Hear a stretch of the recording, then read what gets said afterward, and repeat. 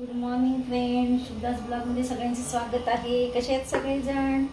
सगळेजण मस्त आणि स्वस्तच असतात. आता सकाळची माझी तयारी चालू झाली स्वयंपाकाची.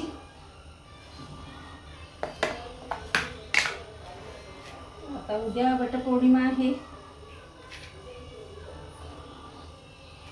तर बायकांची सगळ्यांची लगबग चालू झाली असेल. उद्याची तयारी, आंबे आणून ठेवणं, पूजेचं सामान आणून ठेवलं. बायकांना काय काय बायकांना खूप उत्साह असतो, उत्साहामध्ये करतात. पण पहिल्यासारखे आता राहिलेलं नाहीये. पहिला अगदी वडाच्या झाडाला जाऊन, वडाचं झाड आता मिळणं फार मुश्किल झालंय पाहणं. पहिला काय करायचे बायका, सगळ्या वडाच्या झाडाला जाऊन फेऱ्या मारायच्या. खूप गर्दी असायची. आता क्वचितच पाहायला मिळतं. तरी सुद्धा आता नवीन ट्रेंड चालू झालाय. सगळीकडे बायका सजून दजून दिसतात रस्त्याने.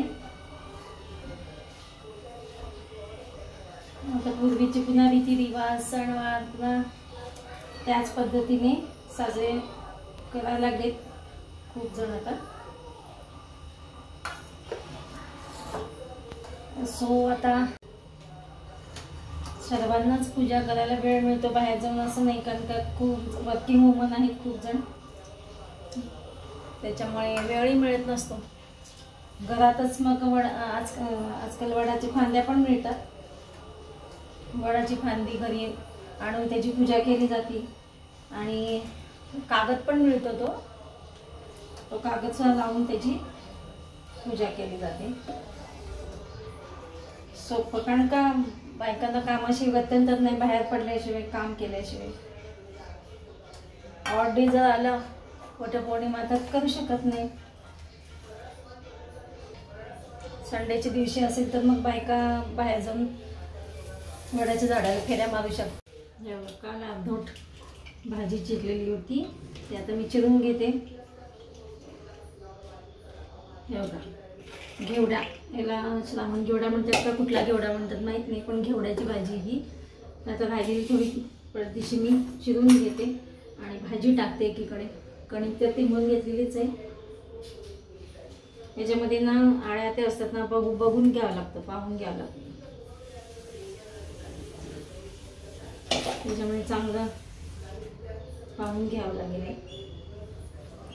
थोडीच भाजी सगळी मी चिरून घेतली आहे, घेवड्याची भाजी. आता मी त्यामध्ये कांदा, एक बटाटा, एक टमॅटो घालून भाजी करणार आहे. कांदा चिरून घेते.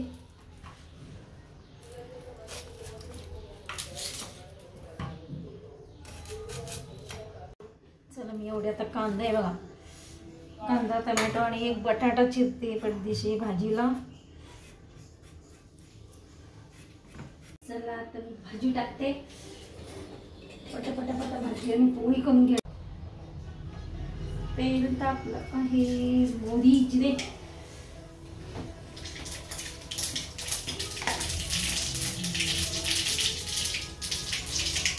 काढून ठेवायचे राहिले, जिरे काढून ठेवले.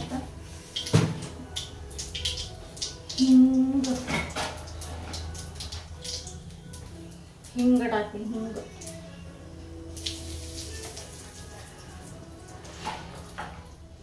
कांदा, बटाटा, टोमॅटो सगळे एकदम भाजी टाकते.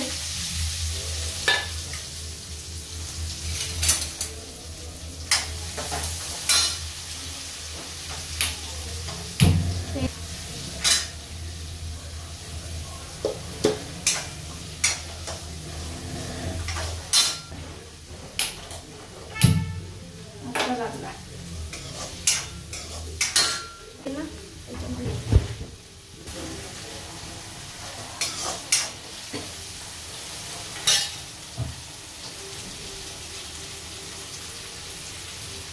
टाकली आहे का? कसला वाजत आहे एवढा?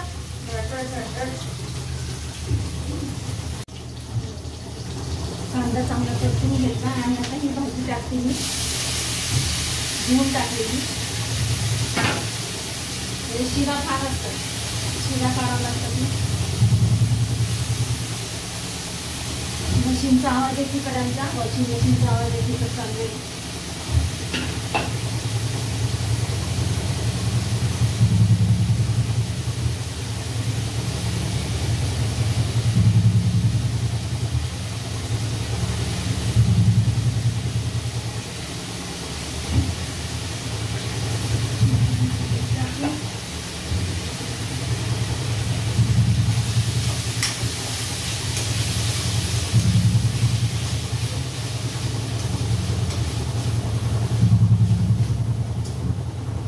शेंगदाण्याचं तूप करून घेत नाही, तर थोडं भाजीमध्ये थोडं शेंगदाण्याचं तूप घालते आणि भाजीमध्ये आता गूळ घालते थोडा. आमच्यात गूळ आणि साखरही भाजीमध्ये असतेच कंपल्सरी. मी थोडा गूळ घालून घेते भाजीमध्ये.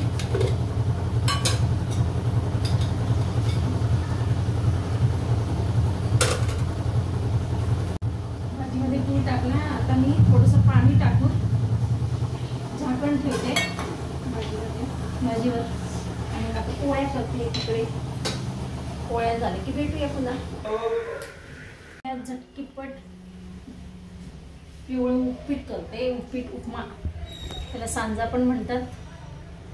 कांदा चिरून घेते, हिरवी मिरची. झटकीपट कांदा चिरून घेतला. आता मी झटकीपट उपीट कसं करते बघा. आता त्याला सांजा पण म्हणतात, उपमा पण म्हणतात त्याला, पिवळा उपमा. आता मी तेल तापलेलं आहे. हे बघा जिरे मोहरी घेतलेली, जिरे मोहरी टाकली, कढीपत्ता, शेंगदाणे त्याच्यामध्ये टाकले.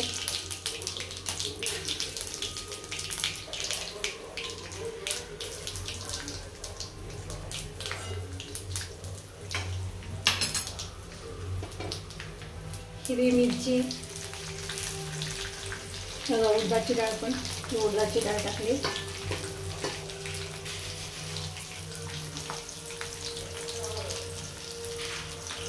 उडदाची डाळीने ना छान हे चव चांगली लागते, चव चांगली येते म्हणजे उपमाला. आता हे मी सगळं शेंगदाणे थोडे तळून घेते आणि उडदाची डाळ पण लाल होईपर्यंत हे करते. रवा मी आधी भाजून नाही घेतलेला, मी तर तुम्हाला दाखवते रवा कसं भाजते. आता पडदिशी होणार आहे.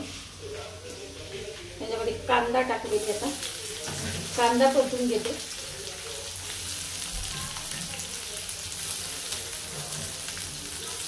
कांदा परतून घेते.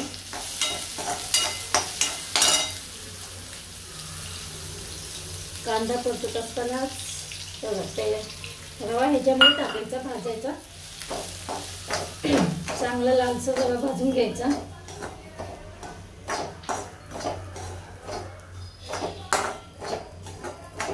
मग सगळ्यात शेवटी आता हळद टाकायची. जेव्हा भाजून झाला ना रवा त्यावेळेस हळद टाकायची, जेणेकरून पडदिशी हा उपमा तयार होतो. आणि दुसरीकडे गरम पाणी करायला ठेवायचं. एकीकडे पाणी गरम करायला ठेवलेलं आहे सांज्यामध्ये घालायला. रवा भाजत आलेला आहे, पाणी गरम होत आले.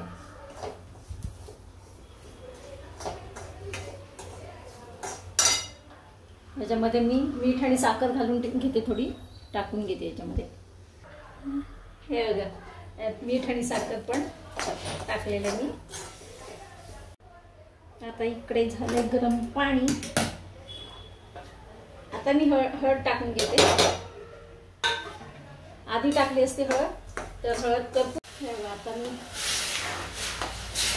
हळद टाकून गरम पाणी टाकले. या सगळेजण नाश्ता करायला अशा प्रकारे. आता भेटूया अशाच नवीन एका ब्लॉग्समध्ये. तोपर्यंत बाय बाय, टेक केअर.